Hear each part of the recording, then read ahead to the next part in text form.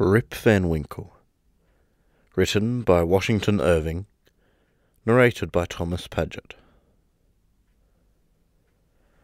Whoever has made a voyage up the Hudson must remember the Catskill Mountains. They are a dismembered branch of the great Appalachian family, and are seen away to the west of the river, swelling up to a noble height and lording it over the surrounding country. Every change of season, every change of weather, indeed every hour of the day, produces some change in the magical hues and shapes of these mountains, and they are regarded by all the goodwives, far and near, as perfect barometers. When the weather is fair and settled, they are clothed in blue and purple, and print their bold outlines on the clear evening sky. But sometimes, when the rest of the landscape is cloudless, they will gather a hood of grey vapours about their summits, which, in the last rays of the setting sun, will glow and light up like a crown of glory. At the foot of these fairy mountains, the voyager may have descried the light smoke curling up from a village, whose shingle roofs gleam among the trees, just where the blue tints of the upland melt into the fresh green of the nearer landscape. It is a little village of great antiquity, having been founded by some of the Dutch colonists in the early times of the province, just about the beginning of the government of the good Peter Stuyvesant, may he rest in peace. And there were some of the houses of the original settlers standing within a few years, built of small yellow bricks brought from Holland, having latticed windows and gable fronts, surmounted with weathercocks. In that same village, and in one of these very houses, which, to tell the precise truth, was sadly time-worn and weather-beaten, there lived many years since, while the country was yet a province of Great Britain, a simple, good-natured fellow, of the name of Rip Van Winkle. He was a descendant of the Van Winkles who figured so gallantly in the chivalrous days of Peter Stuyvesant, and accompanied him to the siege of Fort Christina. He inherited, however, but little of the martial character of his ancestors. I have observed that he was a simple, good-natured man. He was, moreover, a kind neighbour, and an obedient hen-pecked husband. Indeed, to the latter circumstance might be owing that meekness of spirit which gained him such universal popularity, for those men are most apt to be obsequious and conciliating abroad, who are under the discipline of shrews at home. Their tempers, doubtless, are rendered pliant and malleable in the fiery furnace of domestic tribulation, and a curtain lecture is worth all the sermons in the world for teaching the virtues of patience and long-suffering. A termagant wife may, therefore, in some respects, be considered a tolerable blessing, and if so, Rip Van Winkle was thrice blessed. Certain it is that he was a great favourite among all the good wives of the village, who, as usual with the amiable sex, took his part in all family squabbles, and never failed, whenever they talked those matters over in their evening gossipings, to lay all the blame on Dame Van Winkle. The children of the village, too, would shout with joy whenever he approached. He assisted at their sports, made their playthings, taught them to fly kites and shoot marbles, and told them long stories of ghosts, witches, and Indians. Whenever he went dodging about the village, he was surrounded by a troop of them, hanging on his skirts, clambering on his back, and playing 1,000 tricks on him with impunity, and not a dog would bark at him throughout the neighbourhood. The great error in Rip's composition was an insuperable aversion to all kinds of profitable labour. It could not be from the want of assiduity or perseverance, for he would sit on a wet rock, with a rod as long and heavy as a Tartar's lance, and fish all day without a murmur, even though he should not be encouraged by a single nibble. He would carry a fowling piece on his shoulder for hours together, trudging through woods and swamps, and up hill and down dale, to shoot a few squirrels or wild pigeons. He would never refuse to assist a neighbour, even in the roughest toil, and was a foremost man at all country frolics for husking Indian corn or building stone fences. The women of the village, too, used to employ him to run their errands, and to do such little odd jobs as their less obliging husbands would not do for them. In a word, Rip was ready to attend to anybody's business but his own.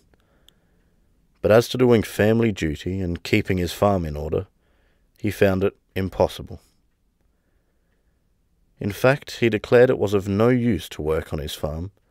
It was the most pestilent little piece of ground in the whole country. Everything about it went wrong and would go wrong, in spite of him. His fences were continually falling to pieces. His cow would either go astray or get among the cabbages. Weeds were sure to grow quicker in his fields than anywhere else.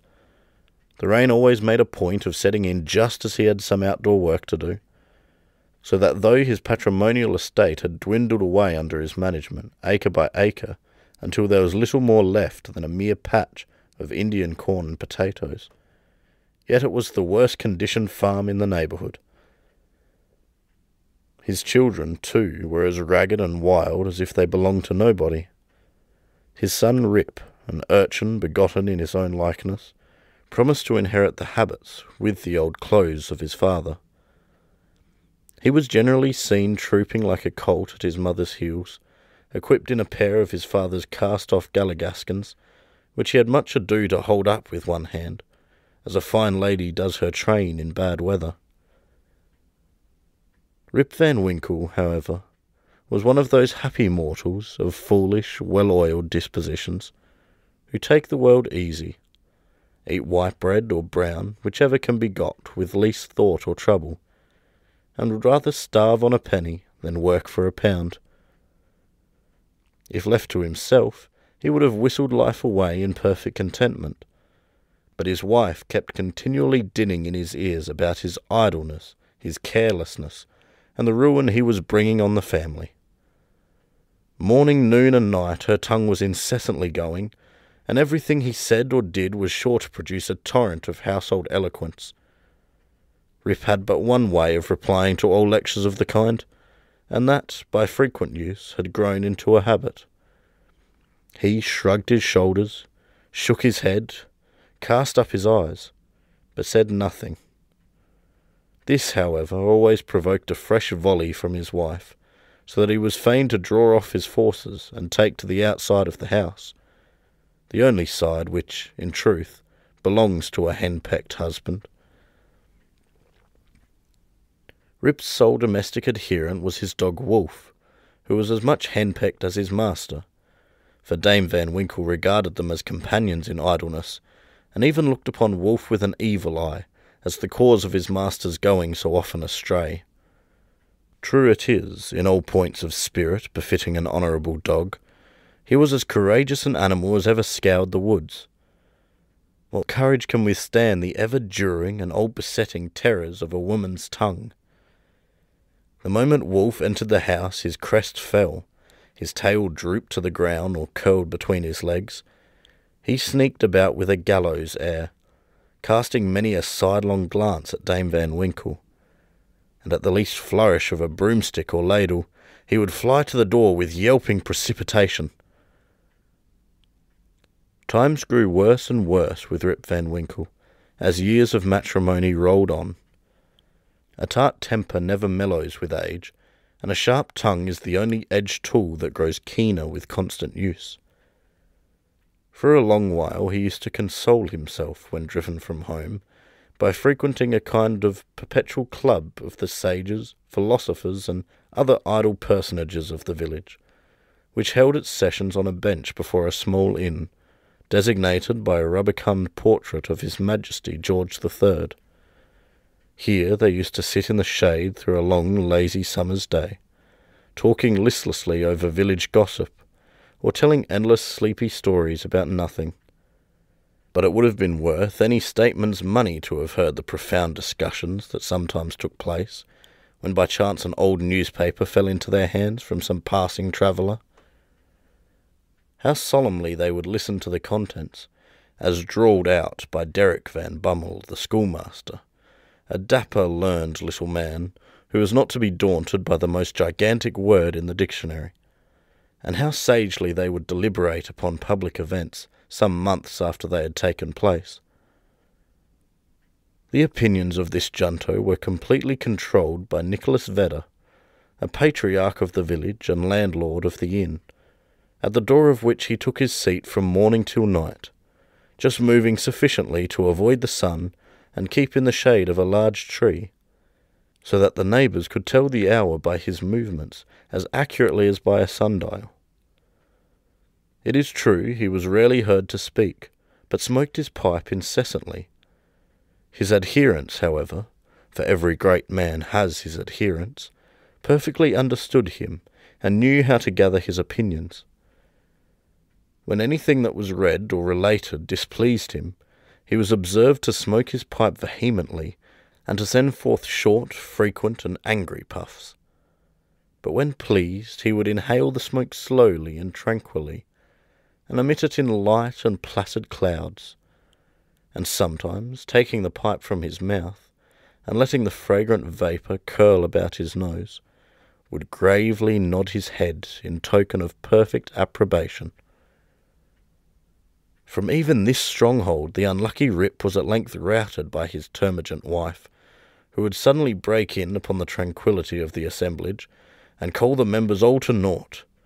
Nor was that august personage, Nicholas Vedder himself, sacred from the daring tongue of this terrible virago, who charged him outright with encouraging her husband in habits of idleness.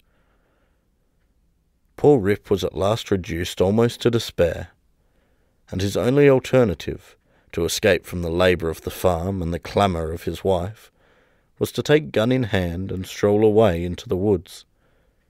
Here he would sometimes seat himself at the foot of a tree, and share the contents of his wallet with Wolf, with whom he sympathised as a fellow sufferer in persecution. "Poor Wolf," he would say, "thy mistress leads thee a dog's life of it. But never mind, my lad. Whilst I live, thou shalt never want a friend to stand by thee." Wolf would wag his tail, look wistfully in his master's face, and if dogs can feel pity, I verily believe he reciprocated the sentiment with all his heart. In a long ramble of the kind on a fine autumnal day, Rip had unconsciously scrambled to one of the highest parts of the Catskill Mountains. He was after his favourite sport of squirrel shooting, and the still solitudes had echoed and re-echoed with the reports of his gun. Panting and fatigued, he threw himself, late in the afternoon, on a green knoll, covered with mountain herbage, that crowned the brow of a precipice. From an opening between the trees he could overlook all the lower country for many a mile of rich woodland. He saw at a distance the lordly Hudson, far, far below him, moving on its silent but majestic course, with the reflection of a purple cloud, or the sail of a lagging bark, here and there sleeping on its glassy bosom, and at last losing itself in the blue highlands. On the other side he looked down into a deep mountain glen, wild, lonely, and shagged, the bottom filled with fragments from the impending cliffs, and scarcely lighted by the reflected rays of the setting sun. For some time Rip lay musing on this scene. Evening was gradually advancing. The mountains began to throw their long blue shadows over the valleys. He saw that it would be dark long before he could reach the village, and he heaved a heavy sigh when he thought of encountering the terrors of Dame Van Winkle. As he was about to descend, he heard a voice from a distance hallooing, "Rip Van Winkle! Rip Van Winkle!"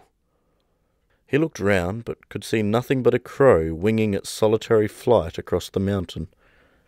He thought his fancy must have deceived him, and turned again to descend when he heard the same cry ring through the still evening air, "Rip Van Winkle!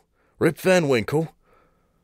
At the same time Wolf bristled up on his back, and giving a low growl, skulked to his master's At the same time Wolf bristled up his back, and giving a low growl, skulked to his master's side, looking fearfully down into the glen. Rip now felt a vague apprehension stealing over him. He looked anxiously in the same direction, and perceived a strange figure slowly toiling up the rocks, and bending under the weight of something he carried on his back. He was surprised to see any human being in this lonely and unfrequented place, but supposing it to be someone of the neighbourhood in need of his assistance, he hastened down to yield it. On nearer approach, he was still more surprised at the singularity of the stranger's appearance. He was a short, square-built old fellow, with thick bushy hair and a grizzled beard. His dress was of the antique Dutch fashion, a cloth jerkin strapped round the waist, several pairs of breeches, the outer one of ample volume, decorated with rows of buttons down the sides and bunches at the knees. He bore on his shoulder a stout keg that seemed full of liquor, and made signs for Rip to approach and assist him with the load. Though rather shy and distrustful of this new acquaintance, Rip complied with his usual alacrity, and mutually relieving one another, they clambered up a narrow gully, apparently the dry bed of a mountain torrent. As they ascended, Rip every now and then heard long rolling peals, like distant thunder, that seemed to issue out of a deep ravine, or rather cleft between lofty rocks, toward which their rugged path conducted. He paused for an instant, but supposing it to be the muttering of one of those transient thunder showers which often take place in the mountain heights, he proceeded.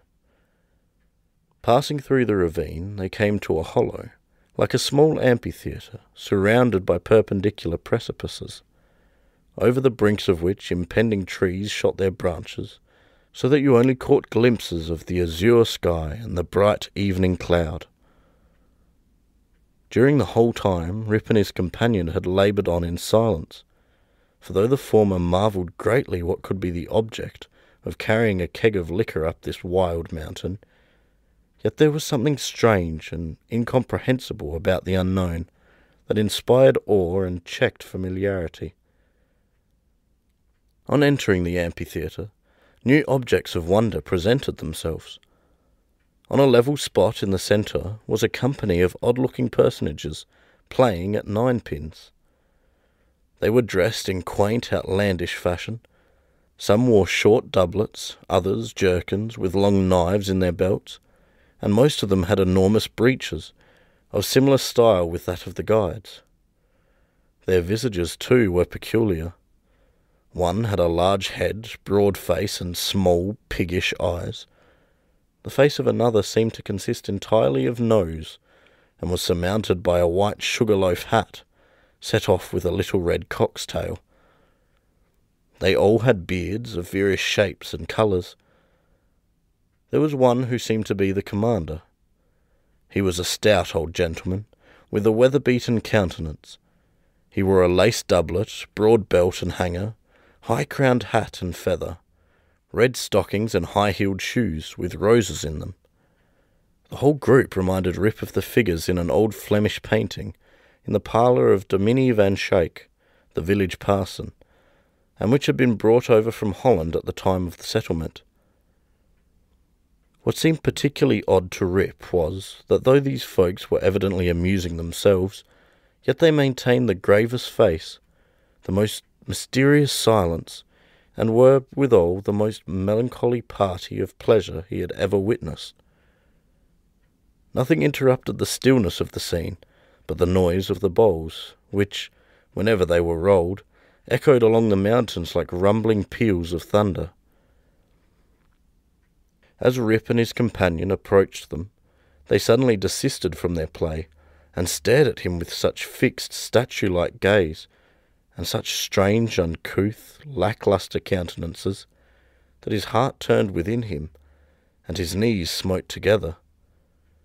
His companion now emptied the contents of the keg into large flagons, and made signs to him to wait upon the company.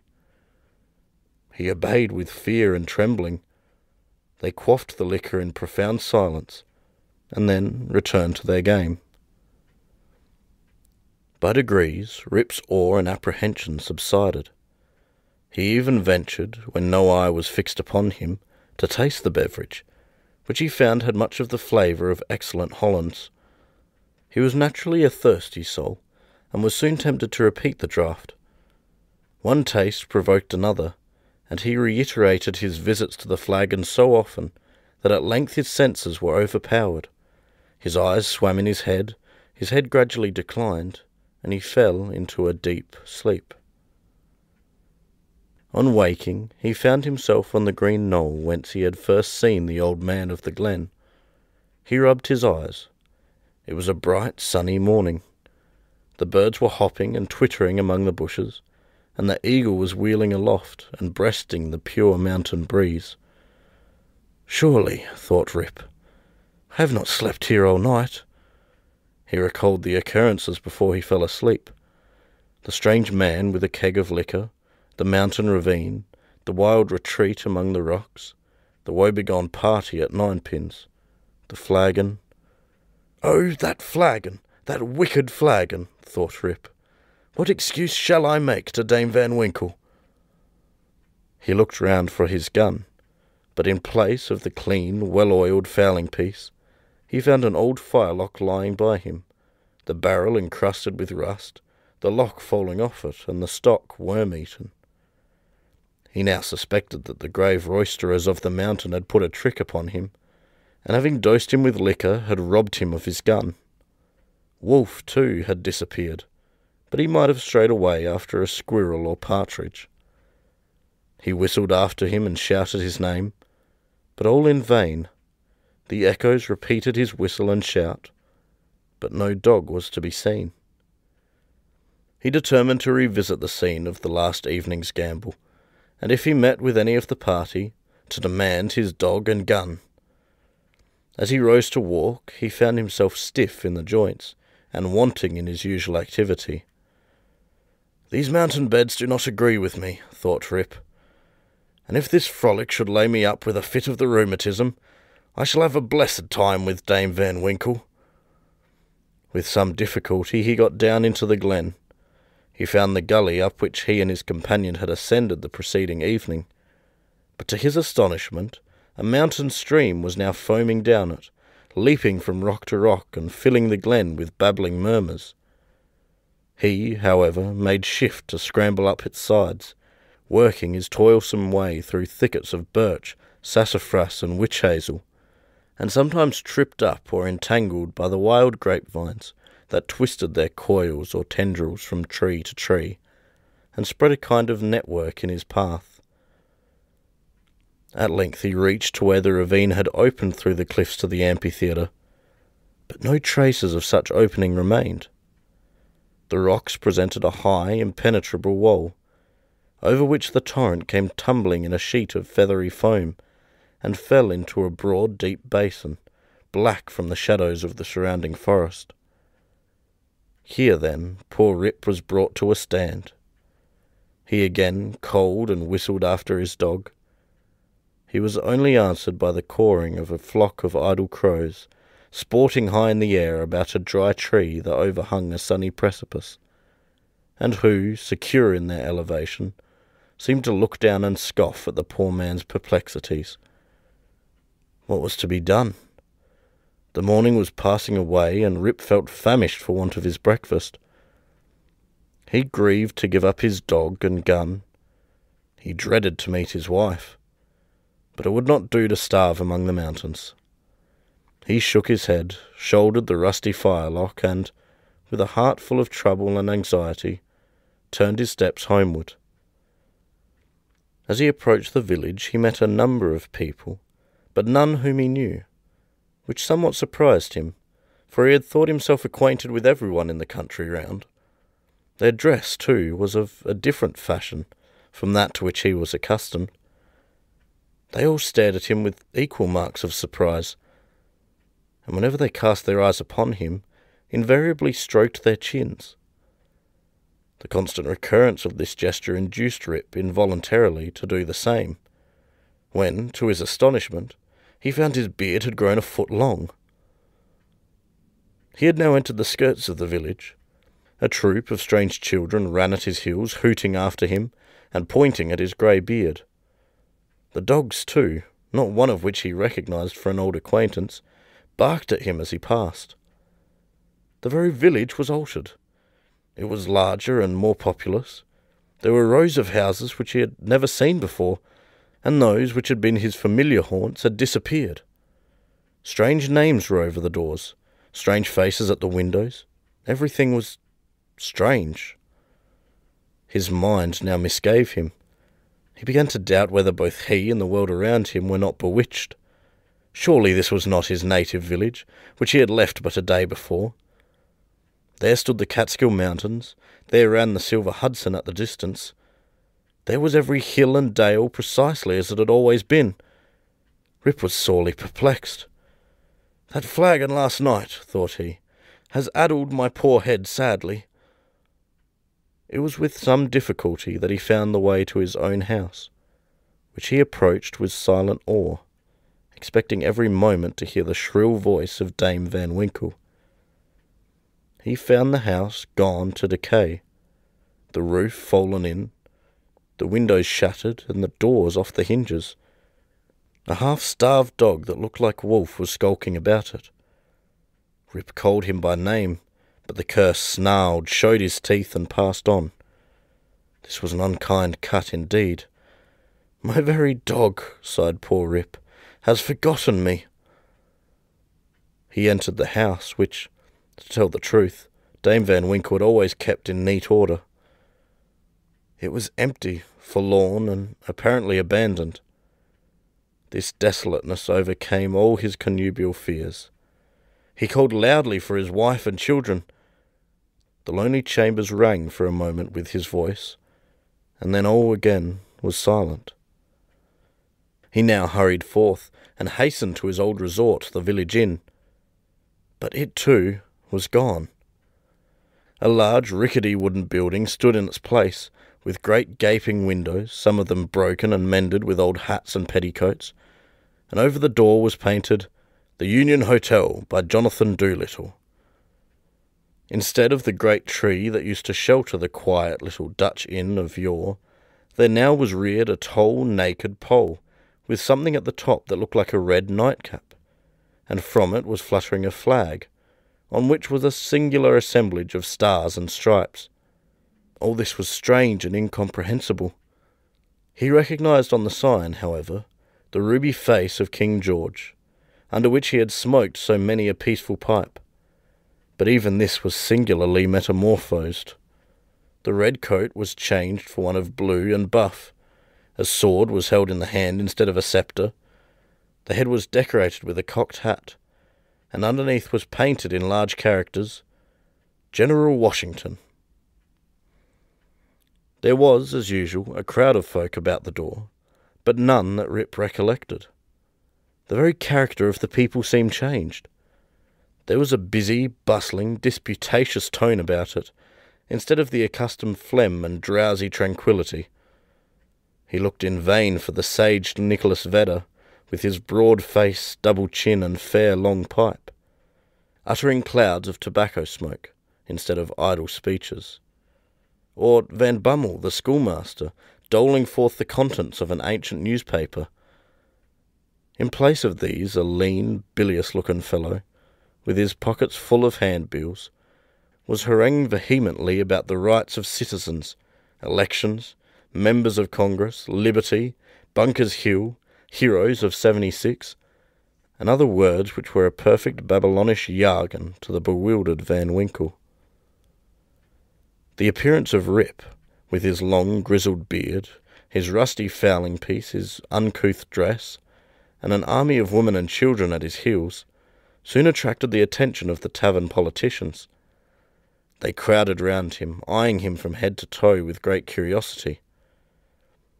The orator bustled up to him, and drawing him partly aside, inquired on which side he voted. Rip stared in vacant stupidity. Another short but busy little fellow pulled him by the arm, and, rising on tiptoe, inquired in his ear whether he was Federal or Democrat. Rip was equally at a loss to comprehend the question, when a knowing, self-important old gentleman, in a sharp cocked hat, made his way through the crowd, putting them to the right and left with his elbows as he passed, and planting himself before Van Winkle, with one arm akimbo, the other resting on his cane, his keen eyes and sharp hat penetrating, as it were, into his very soul, demanded in an austere tone, what brought him to the election with a gun on his shoulder and a mob at his heels, and whether he meant to breed a riot in the village. "Alas, gentlemen," cried Rip, somewhat dismayed, "I am a poor and quiet man, a native of the place, and a loyal subject of the king. God bless him."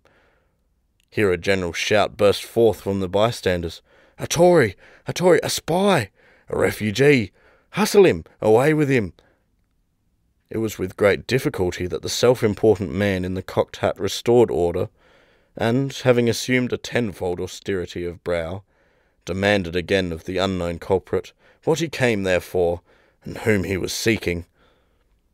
The poor man humbly assured him that he meant no harm, but merely came there in search of some of his neighbours, who used to keep about the tavern. "Well, who are they? Name them." Rip bethought himself a moment and inquired, "Where's Nicholas Vedder?" There was silence for a little while, when an old man replied in a thin, piping voice, "Nicholas Vedder? Why, he is dead and gone these 18 years. There was a wooden tombstone in the churchyard that used to tell all about him, but that's rotten and gone too." "Where's Brom Dutcher?" "Oh, he went off to the army in the beginning of the war. Some say he was killed at the storming of Stony Point. Others say he was drowned in a squall at the foot of Antony's Nose. I don't know. He never came back again." "Where's Van Bummel, the schoolmaster?" "He went off to the wars too. Was a great militia general and is now in Congress."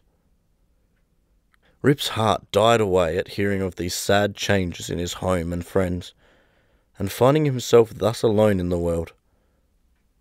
Every answer puzzled him too, by treating of such enormous lapses of time, and of matters which he could not understand. War, Congress, Stony Point. He had no courage to ask after any more friends, but cried out in despair, "Does nobody here know Rip Van Winkle?" "Oh, Rip Van Winkle!" exclaimed 2 or 3. "Oh, to be sure, that's Rip Van Winkle yonder, leaning against the tree." Rip looked, and beheld a precise counterpart of himself as he went up the mountain, apparently as lazy, and certainly as ragged. The poor fellow was now completely confounded. He doubted his own identity, and whether he was himself or another man. In the midst of his bewilderment, the man in the cocked hat demanded who he was, and what was his name. "God knows," exclaimed he, at his wit's end. "I'm not myself. I'm somebody else. That's me yonder. No, that's somebody else got into my shoes. I was myself last night, but I fell asleep on the mountain, and they've changed my gun, and everything's changed, and I'm changed, and I can't tell what's my name or who I am." The bystanders began now to look at each other, nod, wink significantly, and tap their fingers against their foreheads. There was a whisper also about securing the gun, and keeping the old fellow from doing mischief, at the very suggestion of which the self-important man in the cocked hat retired with some precipitation. At this crucial moment, a fresh, comely woman pressed through the throng to get a peep at the grey-bearded man. She had a chubby child in her arms, which, frightened at his looks, began to cry. "Hush, Rip," cried she. "Hush, you little fool. The old man won't hurt you." The name of the child, the air of the mother, the tone of her voice, all awakened a train of recollections in his mind. "What is your name, my good woman?" asked he. "Judith Gardner." "And your father's name?" "Ah, poor man. Rip Van Winkle was his name, but it's 20 years since he went away from home with his gun, and never has been heard of since. His dog came home without him, but whether he shot himself or was carried away by the Indians, nobody can tell. I was then but a little girl." Rip had but one more question to ask, but he put it with a faltering voice. "Where's your mother?" "Oh, she too had died but a short time since. She broke a blood vessel in a fit of passion at a New England pedlar." There was a drop of comfort, at least, in this intelligence. The honest man could contain himself no longer. He caught his daughter and her child in his arms. "I am your father," cried he. Young Rip Van Winkle once, old Rip Van Winkle now. Does nobody know poor Rip Van Winkle?" All stood amazed, until an old woman, tottering out from among the crowd, put her hand to her brow, and peering under it in his face for a moment, exclaimed, "Sure enough, it is Rip Van Winkle, it is himself. Welcome home again, old neighbour. Why, where have you been these 20 long years?" Rip's story was soon told, for the whole 20 years had been to him but as one night. The neighbours stared when they heard it. Some were seen to wink at each other and put their tongues in their cheeks, and the self-important man in the cocked hat, who, when the alarm was over, had returned to the field, screwed down the corners of his mouth and shook his head, upon which there was a general shaking of the head throughout the assemblage. It was determined, however, to take the opinion of old Peter Vanderdonk, who was seen slowly advancing up the road. He was a descendant of the historian of that name, who wrote one of the earliest accounts of the province. Peter was the most ancient inhabitant of the village, and well versed in all the wonderful events and traditions of the neighbourhood. He recollected Rip at once, and corroborated his story in a most satisfactory manner. He assured the company that it was a fact, handed down from his ancestor the historian, that the Catskill Mountains had always been haunted by strange beings, that it was affirmed that the great Hendrick Hudson, the first discoverer of the river and country, kept a kind of vigil there every 20 years, with his crew of the Half Moon, being permitted in this way to revisit the scenes of his enterprise, and keep a guardian eye upon the river, and the great city called by his name. That his father had once seen them in their old Dutch dresses, playing at ninepins in a hollow of the mountain, and that he himself had heard, one summer afternoon, the sound of their bowls like distant peals of thunder. To make a long story short, the company broke up and returned to the more important concerns of the election. Rip's daughter took him home to live with her. She had a snug, well-furnished house, and a stout, cheery farmer for a husband, whom Rip recollected as one of the urchins that used to climb upon his back. As to Rip's son and heir, who was the ditto of himself, seen leaning against the tree, he was employed to work on the farm, but evinced a hereditary disposition to attend to anything else but his business. Rip now resumed his old walks and habits. He soon found many of his former cronies, though all rather the worse for the wear and tear of time, and preferred making friends among the rising generation, with whom he soon grew into great favour. Having nothing to do at home, and being arrived at that happy age when a man can be idle with impunity, he took his place once more on the bench at the inn door, and was reverenced as one of the patriarchs of the village, and a chronicle of the old times before the war. He was some time before he could get into the regular track of gossip, or could be made to comprehend the strange events that had taken place during his torpor. How that there had been a revolutionary war, that the country had thrown off the yoke of old England, and that, instead of being a subject to His Majesty George III, he was now a free citizen of the United States. Rip, in fact, was no politician. The changes of states and empires made but little impression on him. But there was one species of despotism under which he had long groaned, and that was petticoat government. Happily that was at an end. He had got his neck out of the yoke of matrimony, and could go in and out whenever he pleased, without dreading the tyranny of Dame Van Winkle. Whenever her name was mentioned, however, he shook his head, shrugged his shoulders, and cast up his eyes, which might pass either for an expression of resignation to his fate, or joy at his deliverance. He used to tell his story to every stranger that arrived at Mr. Doolittle's hotel. He was observed at first to vary on some points every time he told it, which was doubtless owing to his having so recently awaked. It at last settled down precisely to the tale I have related, and not a man, woman, or child in the neighbourhood but knew it by heart. Some always pretended to doubt the reality of it, and insisted that Rip had been out of his head, and that this was one point on which he always remained flighty. The old Dutch inhabitants, however, almost universally gave it full credit. Even to this day they never hear a thunderstorm of a summer afternoon about the Catskill, but they say Hendrik Hudson and his crew are at their game of ninepins. And it is a common wish of all henpecked husbands in the neighbourhood, when life hangs heavy on their hands, that they might have a quieting draught out of Rip Van Winkle's flagon.